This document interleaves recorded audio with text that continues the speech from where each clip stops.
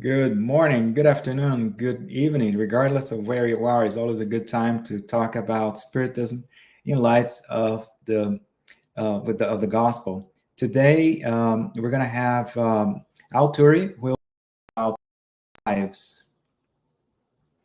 Hi, Al. How are Hey, you? hello. I see you got the memo about the red shirt. I know, That's good. right? I know. I always I'm the kind of guy who always reads the memos. Hey, Al. So yeah, so thanks for taking the time. And a lot of people know you, but for those who don't know you, so you're an active worker right now, Spiritist Movement, and you've been a speaker in several national symposia, including more than once in the Spiritist Conference of Georgia. So here from Georgia, we thank you for your help here at different occasions. Also, on a regular basis, you're speaker at the Peace and Knowledge Spiritist Center in Orlando, where you also teach classes on Spiritism 101, among other courses. And as a professional, you're a doctor, and you're the director of audiology for Vilages Health System in Orlando, Florida. And as always, take your opportunity to send your questions in the chat window, regardless of the social media platform that you're going to be using. And Al has reserved some time to address questions and comments towards the end after he concludes his presentation. Al, thanks again, and you've got the floor, sir. Thank you so much for having me. It's nice to see you again. And as I like to say, I can't take any credit for the content today. This content comes if we could put up the first slide. There we go. Perfect. All of the content that I'm going to share with you today came from these sources. The book Empty Lives, which was translated into English not too long ago. I think it was published just recently. I know it's new. It was new to me. Written by Divaldo, Franco, and Joanna de Angelis. There's a lot of content from the Gospel according to Spiritism, and there's a lot of slides in here that I can't take credit for. Some of the when we have presenters at the center, a lot of times they save their slides on the drive. And one day, a couple years ago, my flash drive broke and I couldn't recover the data. So I copied the folder where we put the lectures, and I have borrowed slides from anonymous people and also from other people known. In this case, Bernadette Leal, thank you for letting me borrow your slides. The goal today is to try to summarize this amazing book. It's about 30 or so chapters, 3 to 4 pages a chapter. It's a great daily reader if you're looking for something new to read. And my goal today is to summarize the overarching or the main points, I should say, that I took away from reading the book. But again, the content is not my own. So next, let's start at the beginning, right? As we study Spiritism, right? We talk a lot about the codification and these wonderful books. Next, the book today, though, is one of the many books that have come after the codification. And what I always like to point out here with these books, as well as the codification, is the themes and the messages and the points universal and not created or invented by Spiritism, simply codified by Allan Kardec for us and the spirits, and obviously books after that, again, universal themes from spirits that have gone before us, elevated and experienced, sharing their wisdom and knowledge of these universal truths that, again, not invented or created by Spiritism, but obviously expanded on and discussed a whole lot for our benefit. Next. So when we think about life, empty lives for that matter, I like to equate it to one life at a time versus our thoughts on reincarnation, right? And many lives. If we look at life as a one-time shot, right, it's very easy to think of it as a race. Um, who can make the most money, who can have the most prestige, who has the most followers on social media, who has the best degrees, the nicest car, right? And that's, if we're only looking at life from one perspective, and then the goal is to win with the most, um, that would make sense, right? And if we look at life as a race, it starts when we're born and it ends when we die. Next. Oh, thank you. Um, when we look at life, this one life that we're living on a continuum, right? According to this law of reincarnation, and we look at this graph, every one of us, each one of us, right, created simple and lacking knowledge in the bottom left hand corner of this graph. We all started there.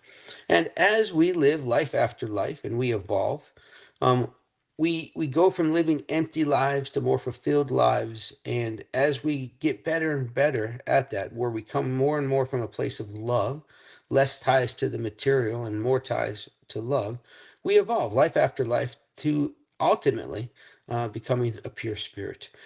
If we're here on earth, most of us are still down in that bottom third, right? We're imperfect spirits. We're working one life at a time to improve. And we'll talk more about this as we go. Next. So, what's the purpose of this incarnation, any incarnation for that matter? We're alive, we're in a body, we're connected to our spirit. And the primary purpose of this life, right, any life that we're in, is that God imposes it in order to bring us closer to perfection, right? For some of us, we're atoning for past wrongs. For some of us, it's a mission to help propel the world, right? Or a combination of both. If we're here on Earth, there's work to be done, obviously. Next. And each one of these lives, or the continuum, along the continuum of our eternal life, we face existential conflicts, right? If we're on Earth, right, our energy, our level of involvement at this point, um, we face continual challenges. Each of us have our own challenges. Each of us face them differently, but yet they're very similar. What we know is prior to this incarnation, we had a plan, we had a playbook, we had really good intentions, not solely for us, but for the whole group of us that plan to interact in this life together on our mission or on our need to atone, right? And if we face these challenges successfully, right, it leads to moral transformation. Now, let's say we had 5 main goals and 100 sub goals, right, for this life. Doesn't mean we're going to hit all of those necessarily successfully, but as we tackle each one of these little by little, life over life, we evolve morally.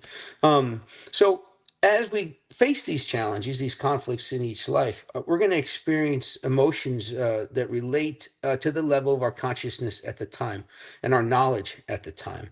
And as we experience these conflicts and suffer, if you will, it can either destroy us or rebuild it. And it all has to do with how we react and how we face it. Do we face it with negativity? Do we face it with a desire for revenge? Do we face it as if it's somebody else's fault or bad luck? Or do we see all of these challenges, regardless what it is, financial, health, um, relationships, vice or addiction, whatever it might be, are we experiencing these and facing these challenges from a point of view of an opportunity to grow or a reason to be mad and angered? Next. So, chapter 5 of the Gospel according to Spiritism tells us this, and I'll read this word for word. In most cases, men and women are the architects of their own troubles. Yet rather than admit this fact, they usually find it easier and less humiliating to their egos to blame their trouble on fate, God, bad luck, or even on an unlucky star.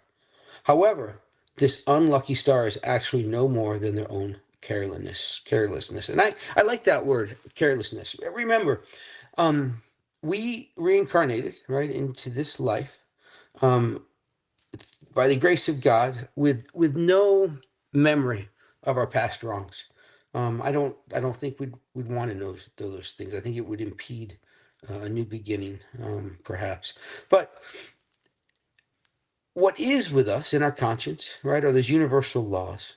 And here in this life, coming back at that similar level of consciousness, that similar level of moral development where we left off before, after healing and education and revitalization in the spirit world, coming back into this life with no knowledge of our past wrongs, but with a detailed plan of what we're going to do differently, what we're going to work on in this life.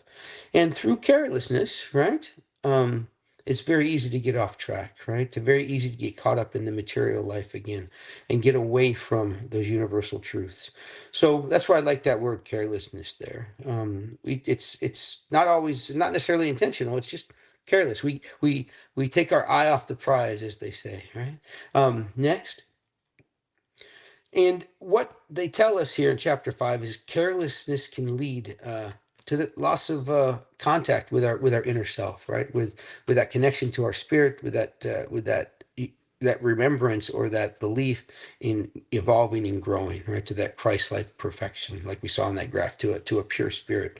Um, it we exert, I should say I exert, I can't speak for all of us, but I do think most of us exert a lot of effort pleasing our ego, meeting the demands of our ego. I like to, I can't tell you who taught me this, but I didn't create this acronym, but I love ego. If you break it down into EGO, I call it edging God out, right? The more we come from our ego, the more we come from our pride, our decisions, our thoughts, our words, our actions, from our ego, as opposed to love and a place of God, we're edging God out of the picture. You can't come from a place of love when you're edging God out and when you're doing things to satisfy your ego. And that includes, seeking the opinions of others. You want their applause. I have 3 teenage daughters, and we were talking the other day about a post or something they saw, I forget, on Snapchat or whatever these platforms are called. And the conversation was, oh, I got 86 likes, or I got 15 likes, or nobody liked my thing, or nobody shared, right? And that's a classic example, right, of a modern day representation of seeking the opinions of others and their applause. Are we living life for the likeness of others, for the appeal of others, for their gratification towards us, right? For our ego, like, oh, I got 86 million followers. Well, I don't, but maybe you do, right? And is that important, right? Well, in a material life, in that race of life, absolutely. But in the grand scheme of things, if we're living our life simply for the gratification that we receive from others liking us and looking up to us and following what we say, and we're driven by this ego of ours or our pride, we're definitely in that empty life category. Ultimately, it results in an unconscious hostility and emptiness where nothing is ever enough, and you're constantly chasing the next applaud, if you will, right? I always equate that to a hamster in a wheel, right? Just they run and they run and they run and they run and they just spin and spin and spin. Next, please. And this is what happens in that scenario, right? Whatever your focus is, you show me what you think about, what you talk about. Ultimately, that turns into the actions and the people you pursue and hang out with, right? So if we're truly focused on a material life, right, we'll never have enough money. We'll never be beautiful enough. We'll never have enough power. Um, if that's our focus, if that's our desire, if that's our dream, right, if that's our goal, we've definitely gotten careless about our primary objective as an eternal spirit, right, which is to evolve in a Christ-like manner, right, to evolve to a pure spirit. And that takes a whole different set of goals, right? It's not a material focus at all. And no judgment here, right? I'm guilty of this definitely for the last, maybe for the last, I don't know, 15, 16, 17 years. Little by little, I'm moving away from this, but I'm still hung up on some of this stuff. Not nearly as much as in my 20s and my 30s, but these are still everyday issues, existential conflicts, as we talked about. And my goal, day by day, is to become less and less tied to these things. Next.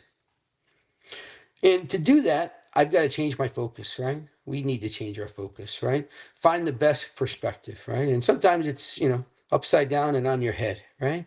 Sometimes it's different angles. The point is, life's a matter of perspective, and we have to find the best angle. For me, right, the best angle is Christ, and we'll talk more about tools and things we can do, right? But if I'm constantly focused on my bank account, on my business, on the car I drive, or the like or the gratitude of the other people on Facebook or whatever it might be, I've got to change my perspective, because I'm never going to grow morally. I shouldn't say never, but it's definitely going to be a lot longer road. Next. So as we change our perspective, right, and we look within, right, we gain self-awareness.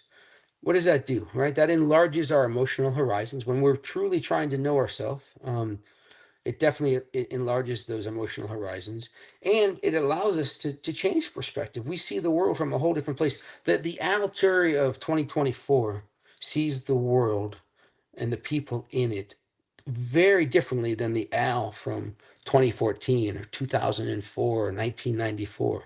Very, very different. Why?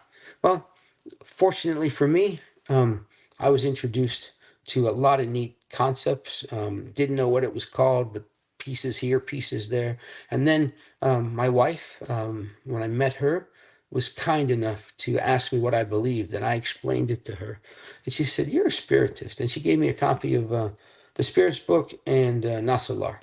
And as a result of that, and that's almost 20 years ago, as a result of looking within and wanting to grow, getting back to that original goal. And I still don't know what my goal was when before I was reincarnated. That's still unknown to me. But the tools that we have, the codification, these wonderful books, the Spiritist Center lectures that I go to, these national conventions that I attend, there's so many tools for me to continue changing my perspective. So I'm looking at the world completely differently. I'm living completely differently today than I was just a few years ago. Obviously, I'm still in that third order. I'm still imperfect. I still have so much work to do, but I'm moving in the right direction. And as I do that, right, as we do that, we can focus and resolve some of those existential conflicts. By no means am I suggesting that we're going to die in this life and become a pure spirit in the next life. But the progress I make, right, incremental, each life after life, is totally attainable and totally doable, right? The question is how many and how much suffering, right? The more I can focus each life on these universal truths and living more Christ-like, the better life is, the less empty it's going to be. Next. So, let's present this. We'll go from left to right. Let's start in the middle, actually. All right. We know that we all face challenges, very, very unique in some cases, but all very similar, right?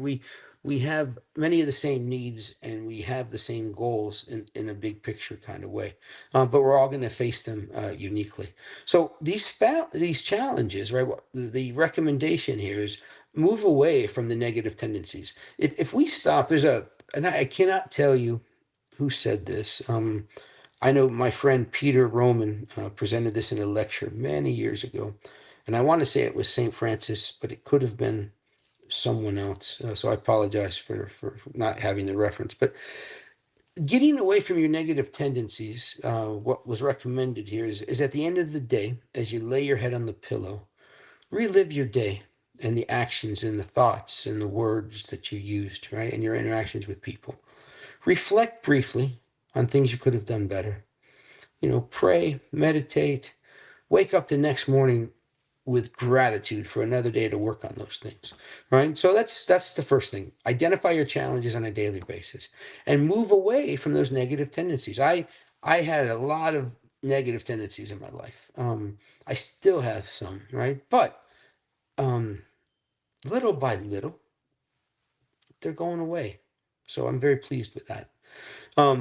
As we identify and move away from these negative tendencies, we really start to know ourselves, and we stop empowering the problem, right? If we can identify the tendencies, truly know thyself in the sense of hey, okay, these are the things I'm doing that I don't want to do. I'm going to move away from them and I'm going to do it like this. We stop empowering the problem and reducing the repetition. And a big part of that is focusing on the positive, right?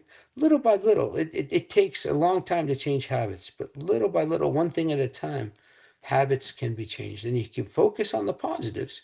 It's contagious, I think. And then the important piece here on the left, right, the bottom left, we have no control over the situation, but we have control over how we react. Do you slam the door when faced with challenges and run away? Do you see no hope? Do you have no trust in positive outcomes, or are you on the other extreme where everything's rainbows and sunshine, or unicorns, as they say, right? I think most of us fall somewhere in between. I'm definitely a rainbow and unicorn kind of guy. You show me any situation and I'm usually seeing something positive in it, most of the time. Are there times when I'm completely opposite? Absolutely. The point is, regardless of where we fall in this continuum, right, of reaction, we can choose to move the needle.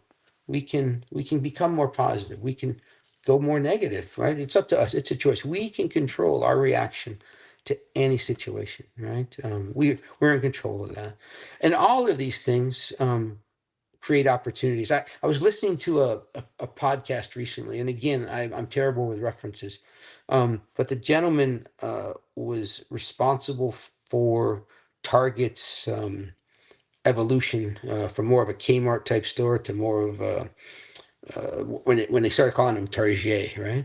He was also the person responsible for the model and the development of the Apple Store, right? And I forget his name. And he's a very interesting guy. He's also very anchored in his faith. He calls this, right, securing the good. So to quote him, right, these opportunities we face every day. What is our motive? What is our goal, actually, I should say? Are we going to try to secure the good for everybody involved? Or are we going to perpetuate the negative? I choose most of the time to try to secure the good, but it's so easy to get hung up on negativity, especially in dynamic relationships, right? In the workplace, at home. We all have triggers. We all have buttons that can be pushed. We all have history with individuals. Um, and I'm so guilty of being pessimistic in some of those situations. No matter what I do, I can't fix something. And that can get me down and make me negative. But for the most part, I'm striving to secure the good in my interactions. Next. So how do we do this? How do we secure the good? How do we turn lemons into lemonade? Well, let's start with prayer. All right. We can pray anytime, anywhere. Right. It doesn't necessarily have to be on your knees and starting with dear God. Right. It can be a simple conversation in the car where you're stuck in traffic. It can be in the middle of a difficult situation where you stop and you put God in your heart and you ask for help or direction or simply a pause to connect during trying situations. Then there's meditation, and I kind of equate. I know they're different, but I tend to meditate with prayer. Um, but they are both wonderful tools. As we do more of this throughout the day, we have the ability to gain harmony. Harmony of that difficult challenges, those existential conflicts, and our reaction to them. We can have a harmonious relationship with challenges. And ultimately, optimism can be created or developed more readily as we find harmony and as we utilize prayer and meditation. Next. So, going back to empty lives and the essential objective of human life, right? It's to allow the human being to develop all of its dormant potential. What does that mean? Dormant potential. Each of us, right? You, me, everybody. What are we at the end of the day? At our core, we're eternal spirits created by God, right? Lifetimes ago, all at the same starting point. simple, lacking knowledge, life after life, growing, evolving. And here we are. How many billions of people now? Are we over 8? Are we at 9 yet in the world, right? Every one of those lives, right? Living their life right now, started in the same place, and they're all going to the same place, right? What is that? Evolvement as a pure spirit. Our dormant potential, right, is that stuff within us that's limiting us from evolving. We all are promised perfection, Christ-like perfection, right? But how easy is it to drift away from that, to get careless, right? To quote the chapter 5 of the gospel, right? If we can remember this, right, and we achieve this, it makes individuals like us, right? It helps us make choices from a place of love as opposed to being driven by our ego and our pride. And again, if we're here on earth, we are definitely tied to materialism more than we are tied to love. For most of us, there are exceptions. So the goal of each of my life, right, and what I try to strive for is coming from a place of love as often as possible. And I fail miserably every day. But over decades of my life, as I explained, I can see less failure in that regard because of situations like this, opportunities to learn and share with you, opportunities to interact with friends and family, applying concepts of these universal truths that I've learned through Spiritism. Next, and I think it's important to say, right, that the process, this is also from the gospel. The process isn't automatic, right? Are there instinctual aspects of being human? Absolutely, right? But this process of evolving morally is not instinctful. If all we did was worry about shelter, food, preservation of life, and continuation of the species, right, through procreation, those kinds of things are definitely instinctual. But choosing to come from a place of love, right? Choosing not to come from a place of ego, choosing not to be spiteful, choosing not to be revengeful, choosing not to take an eye for an eye, right? Choosing to turn the other cheek. It requires a choice, a lucid thought, right? Having a desire, right, to be better, having a desire to love one another, right? We have to make an effort, right? And these don't happen in one lifetime. They don't happen in one day. They don't happen necessarily in a decade, in huge swings, right? But life after life, right? They string together, and before you know it, we're at a completely different level of involvement than we were. Next.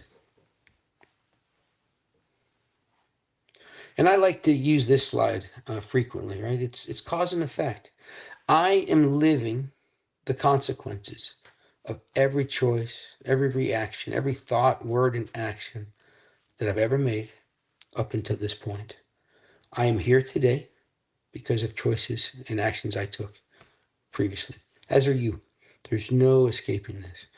And at this very moment, I am creating the next effect, right? What's going to happen next? I'm creating my reality, right? I can't control all the situations, but I can control my reaction to them, as can you.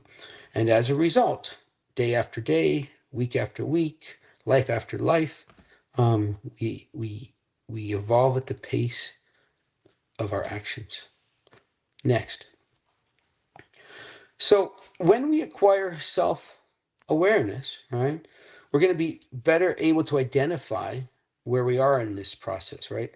And the impact of the ego. Don't spend a lot of time on this, but think about choices in the past that went wrong, right? How much of that was driven by your ego? Maybe a desire to be right, maybe a desire to prove somebody wrong, maybe a desire to get ahead, right? A desire to hurt someone before they hurt you, right? Think about that, right? And the more we can identify the impact of making choices from our ego, the better we're going to be at connecting better to God, to coming from a place of love. reacting less from our ego and our pride and more from a place of love, which is going to help us fill up some of those empty spaces in life. It's going to help us give in less to contempt, self-abandonment, and that emptiness. How many of us, myself included, feel like that hamster on a wheel frequently, right? Enough, never enough, never enough, never enough. I want more, I want more, I want more, right? Well, that's an existential emptiness.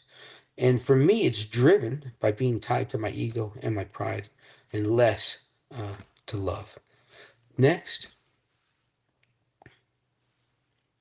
So, along this journey and this process, the recommendation in the gospel is mental communion, right? Mental communion right through prayer, through meditation, through charity, right? Through helping others, right? It helps us identify benevolent entities. It helps us draw benevolent entities towards us. If I'm hanging out uh, with and doing not so cool things, and it's funny in my house. The TV is a big deal. I used to love, I don't know, Rambo, Star Wars, uh, war movies, right? All kinds of crime thrillers, right? Um, and my wife um, is really helped me understand this concept, and actually not necessarily a scientific experiment, but just anecdotally in my own life. Um, as I watch less and less TV, right? Because I was gonna say we're gonna talk about if I'm hanging out in bars, if I'm hanging out with doing stealing or being greedy. And a lot of that stuff I've moved away from. Well, I was never a thief. Sorry, forgive me. Don't want you to think that. But my point is, the life I'm living now, the big things I'm still trying to overcome our thoughts, right? And connecting with positivity or negativity.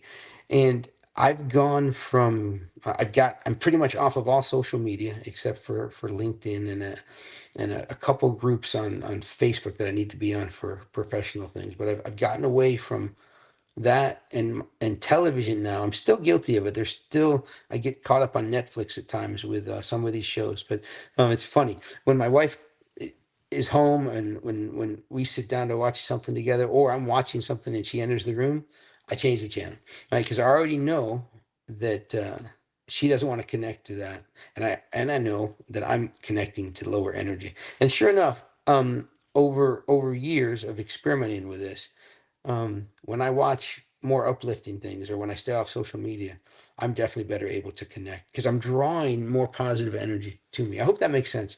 The other thing that's helped me in this regard is starting my day daily with some readers. I read a different spiritist book, a couple pages at a time every day. So it takes me probably 15-20 minutes. I also have a couple devotionals that aren't spiritist based, but they're Christian based or they're self-help based. And I listened to an app with a couple friends of mine. It's called Through the Word. It's basically the Bible, one day at a time, one chapter at a time, where there's a person sharing their thoughts. Then they read the chapter to you, and then you can leave a 3-minute audio for the friends in your group, and you talk about whatever the chapter was that day. So that's how I start my day. If there's any tech folks out there in the Spiritist community, I would love to talk to you about developing a Through the Word type app um, with a Spiritist focus. Because don't get me wrong, Through the Word is awesome, but um, it's definitely I would prefer it to be more spiritist based. And I won't take us off topic anymore, but if there's any techies out there that know how to do this kind of stuff, I'd love to talk to you. So the point is, I start my day, and the recommendation from the gospel, right, is we should start our day with mental communion, right? Um, as we do this, we start off and throughout the day connecting, right? It's going to inspire decisions and healthy behavior, which obviously is going to enrich our well being. It's going to have us surrounded by positive energy. It's going to have us better able to tap into intuition, to guidance from our guardians. It's going to make better choices. I like to equate it to those cartoons where you have a devil on one shoulder and an angel on the other. And throughout the day, I can listen to this guy or I can listen to this guy, right? And the better I've connected to positivity, the more likely I am to listen to the good guy. Next. All right. So, as we make those connections, as we make those choices, we definitely are going to have this moral involvement. It's going to be slow in most cases. It's going to happen over time, over lifetimes. But see the little victories, right? Our triumphs over conflicts. I'm sure each of you can look back as you've progressed and identify triumphs, things you've done that you've moved in the right direction. So celebrate those for sure. Don't focus on the negatives, right? It's okay to be aware of the negatives. It's okay to identify weaknesses. Focus though on the triumphs, all right? Find triumph and success and then emulate that one conflict at a time. Um, the this is all in reach for all of us. We all have this ability. We can all do what they call acts of a noble nature, right? And for those of us that make an effort to achieve them, right? It's all doable. And as we do this, we grow. Each act well done offers the reward of success that follows. That's cause and effect, like I mentioned earlier, right? Every moment that we are striving for good, that we are doing good, leads to that involvement. Next. So how do we do this, right? Through education, obviously. And Spiritism is just a wonderful codification, a wonderful base. I call it a three-legged stool, right? And you need all three legs, right? There's a religious aspect, a science aspect, and a philosophy aspect, right? And it basically starts with, the question, why are we here on Earth, right? And ultimately, as we study this, there's no question. We're here on Earth to love, all right?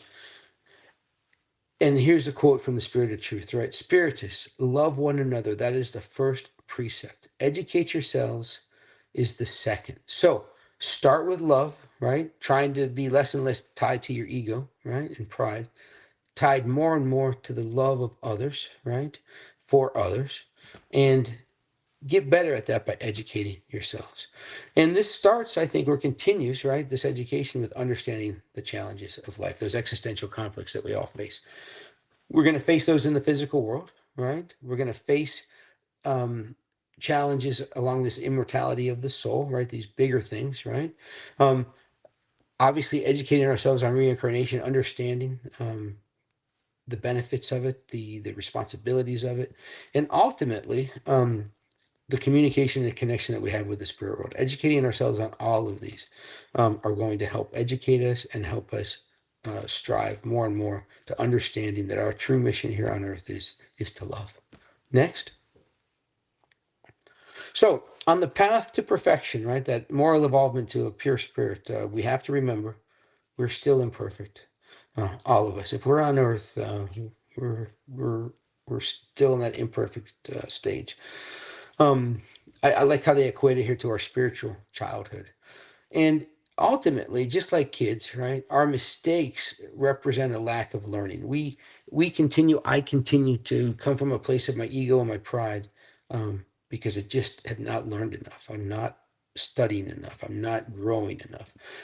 The beauty, though, is is I have the ability to learn, right? And we all get better. We all evolve, right, and get away from this imperfect state over time because we learn not to repeat the same error again, right? We constantly are repeating lessons, right? I came into this life with a bunch of goals and things to work on, a task list, if you will, right? And each day I'm living it, and little by little, I'm going to work on those things, right? It's inevitable. I've got to work on them. I can do it slowly. I can do it quickly. And the best way to cover all those bases is to follow the example of Christ and to do our best to live like He did. And as I continue to educate myself, I will continue to improve. It's there for all of us. Next. So, next time we find ourselves like this guy, wanting less suffering, more fulfillment, right? We've got to let's break this up into short term. This one life. Remember the picture of the racetrack in the beginning, right? Um, Short term, one lifetime, right? Long term fulfillment, um, from the sense of life after life, of moral development, by moving away from pride and ego to a place of love, for our fellow spirits and for mankind. Next. So if you look at this, right, you've got short term and long term. If we look at the short term first, or let's do them side by side. If we're focused just on this life, right, if we're tied to ego and pride, if that's our primary driver, outside in, right, we're being influenced and directed by outside influences, all the things that come at us, right? When we think long term, right, we are controlling our reaction to short term pressures, short term challenges, and we're considering more and more, um, consistently, what is the impact of my reaction, of my activity in this endeavor on my spirit, on my soul, right? If we're thinking short term, these external factors, right, again, are driving us, as opposed to that internal spirit of mine, that consciousness that I was given, the laws, the universal laws that are here with me. I know right from wrong. This is not. It's not. I can't claim ignorance, and the more I study, the more I learn. Right, I'm controlling my reaction to things based on my knowledge of that. Short term again, it's all about ego. I got a better car than you. My bank account's bigger than you, right? Look at all my followers on Twitter, or what is it, X now, I think. The point is, when we're driven by ego, we're really thinking short term. We're thinking about this life. When we are driven by spirit, right, and the growth of our spirit and evolving to that pure spirit, that is there for all of us, then we're thinking long term. Short term, it's selfish. Me, right? What can I do to get ahead? Long term, selflessness, like Christ showed us, right? Regardless of where people stand on Christ, right? Whether you're an atheist, agnostic, Muslim, Jew, um, uh, Christian, right? Wherever you stand, right, on a religious aspect, um, no one, I believe, could deny that if the world, if everybody lived like Christ lived, not tying this to religion at all, just his actions, the way he thought, the way he talked, and the actions he made. Wow, wouldn't the world be a better place, right? Because we would all be selfless. We would not be selfish. And then obviously, short term and long term again. The goal for each of us should be, um, long term. And if we focus on the long game, right, the evolvement of our spirit, the short term choices become easier and easier. I shouldn't say easy, right? But we're less careless, right? To quote the text earlier today, we're less careless because we're thinking about not just the race of this life, but the continuum of life after life. Next, please. And I think the best way to educate ourselves and to do this is to emulate, the life of Christ.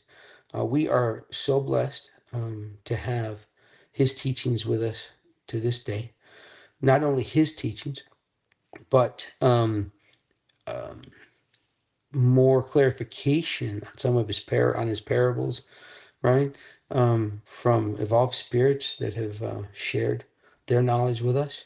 I love heaven and hell. It's you ever want to read, about, existential conflicts and, the time, of overcoming, this being tied to material life, right?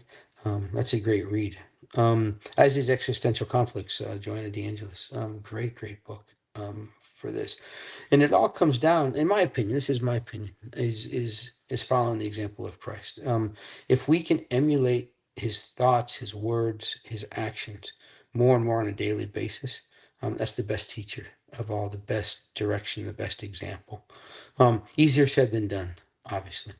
Next. And I'll leave you today, with, with this from Joanna de Angelis. All right. If you feel sad and tired of your day to day troubles, wrestling with all sorts of sorrows, try loving. If your load seems too heavy to bear when you feel lonely within a crowd, when you are beaten by adversity and it seems as if you were entangled in a hopeless maze of insanity, try loving. If you are in the verge of despair, feeling weak and lost, try loving. Whatever the circumstances, no matter how difficult the situation that confronts you, try loving. Spread love like a fertilizing pollen made of light, and love will fly back to you as peace and spiritual beauty. Never return evil for evil. Instead, do unto others as you wish others to do unto you. If you do so, you will realize that loving your neighbor is really the golden rule, the perfect solution for all human problems. Always try loving and continue loving until love becomes an inherent part of yourself. So, with that, I'm going to just simply commit to trying to secure the good more and more on a daily basis. I want to thank our hosts for the opportunity to serve today, and love to thank you for your time and attention. I appreciate you. Thank you for helping me on my journey. Oh, thank you very much. That was very inspiring. Oh, I have good news for you. This recording is going to be available on Facebook and on YouTube, and I'm pretty sure you're going to get more than 15 likes. At any rate, so and we have some questions and comments to share with you. I'd like to get your insights, but before we get there, save the date for the 18th Spiritist Symposium, which is going to happen on November 21st in Boston, Massachusetts. The theme is Life Through the Lens of Immortality, Philosophy of Spiritism. The U.S. Spiritist Federation is offering a new virtual course, which is Introduction to Mediumship, which is a free course for beginners. And it is everybody's invited to it, and to explore the realm of Spiritist communications according to Spiritism. So you can check the course at learn.spiritist.us, or you can scan the QR code that is available on the screen. Speaking of training, also there's a podcast-like series which is called Psychology and Spirituality: A Bridge to a Better Life, which is based on the works by Joanna de Angelis. A new episode is available every Friday at 7 p.m. Eastern. It is available on both YouTube and on Spotify. And also, there's the Spiritist app, Be My Hope, which is available now on the App Store or Google Play. And the app offers uplifting content in a collection of videos, daily messages, and audio materials. So you can download it now. And if you want to help the U.S. Spiritist Federation, there's also QR codes. Yeah, there was a QR code if you want to help the Spiritist Federation. Yeah, this is back there. So if you want to help, with all the and the U.S. Spiritist Federation helps your support, that will help them continue to provide content like this, translated material, and work in different platforms. All right. Now let's go to the Q&A. Absolutely. So, what do you call empty lives? Some people call it's all that exists, and are happy to focus only on their material needs. Is there anything we can say to these people that can be of help to them? Wow.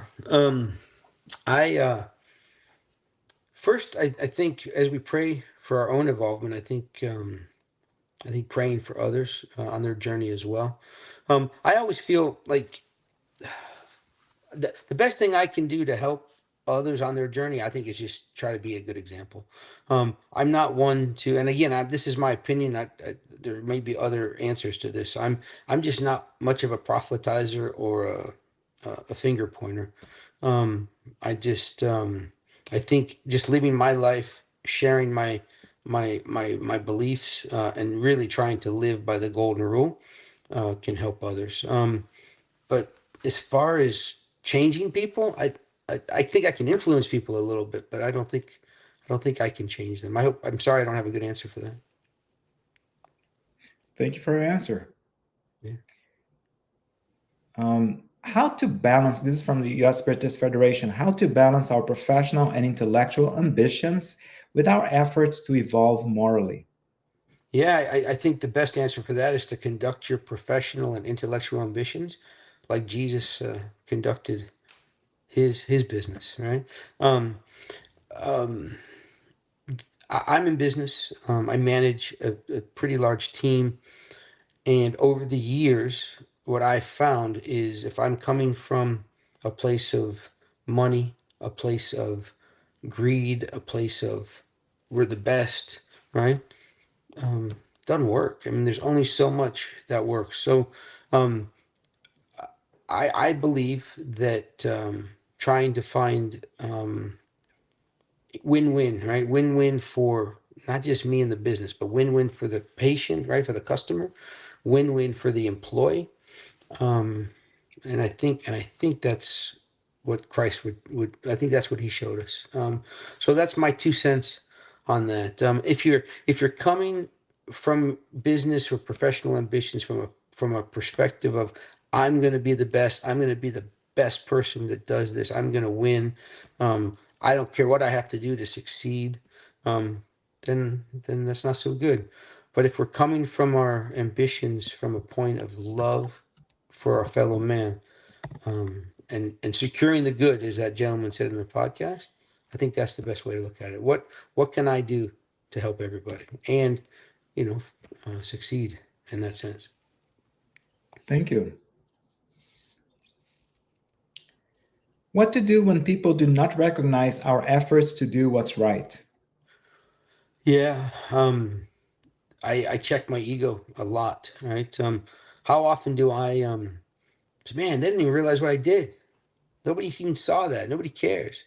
Um, So, what to do? I think one, right, to recognize that I'm not here for their applause or for their gratitude for me, right? I'm here to exemplify as much as I can what Christ taught us.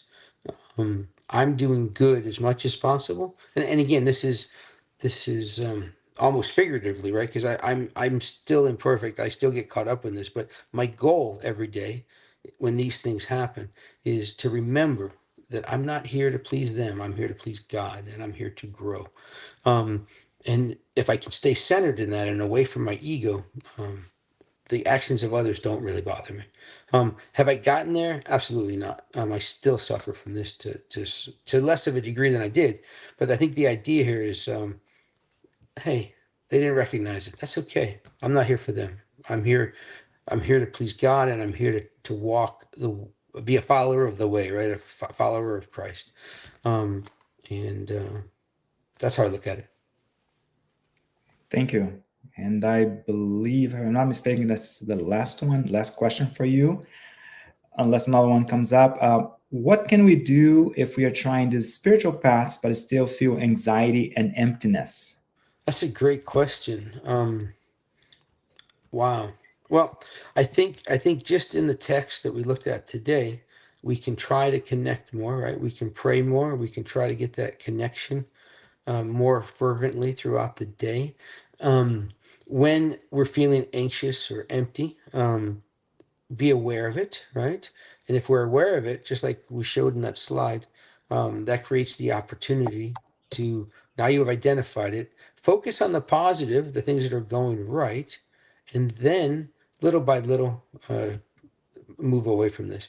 And when all else fails, listen, there's nothing wrong with getting help, right? Finding somebody to talk to. I think we all have confidants in our life. We can all seek. I mean, depression, anxiety, it's no joke. I mean, if we're really getting caught up in this, and more anxious and more empty, um, I don't think there's ever anything wrong with finding professional help for that too. It's always good to talk to somebody. Excellent. Thank you. We do have another question popped up from Luciani Serri. Having three teens in your household and with your experience, how do you help them going through the social media pressure? What would be like the main point of conversation? Wow. I first let me state that I've failed miserably in this regard. I'm learning from my mistakes. I just looking back on, I mean, my oldest is 16 and the about to be 17. The twins are 15, about to be 16, and I feel inadequate a lot of times. My biggest wish is that I had limited access until later. Um, it's just so part of their life. COVID really, I mean, the only connection they had was online. So to answer your question, though, the main point of my conversation, our conversation with the girls, um, is really focused on their perspective of themselves, trying to remind them and show them that what's happening out there on social media is out there on social media. It's not necessarily their reality. Um, if people are bullying them online, I remind them about how wrong that is and how their words don't change the fact of who they are. And then I think most importantly, I try to make sure they understand that that's to me not necessarily reality. It's an important part of their life, but try to always point them back to the center, right? Of of of what's important, which is them, regardless of what happens out there, to love their neighbor, to love themselves, and to still treat others. Like, don't get caught up in it. Don't get negative on social media. Don't post. Remember, anything that you post is permanent. Um, anything that you put out there is it can be damaging to yourself and to others. So whatever you post, just like we've taught you to speak well, to talk nicely, to love your neighbor, have the same process online. And if people are not acting that way online, and you're receiving this or reading this, remember that's not the way we want to live, and try not to let that impact you. And again, I've failed miserably, so I'm sure there's better advice out there, but that's where we are now with it. Excellent. Thank you very much. Thank you very much, Al. That was our last question for today. And for also thank for everyone who watched today's talk live and those who have been following our weekly Spiritist Talk series. Next Saturday, August 24th at 11 a.m. Eastern Time. Don't miss out the next live, which is going to be offered by Rafael Rezende. And he'll be discussing planetary transitions and the cosmic cycles. So stay tuned for our next live. Al, before we close the live, would you be so kind to say the final prayer for us? Yeah, certainly. Father, we thank you so much for the opportunity to be alive today, to be gifted with another day, with the responsibility of free will, with the ability to connect to our mentors, with the ability to study and to learn, and to follow the example of Christ. As always, Father, we thank you for that. We pray for strength and courage along our journey as we face challenges that come our way. And we simply pray for the ability to stop and think and let ourselves react like Christ would with any adversity that faces us. So be it. So be it.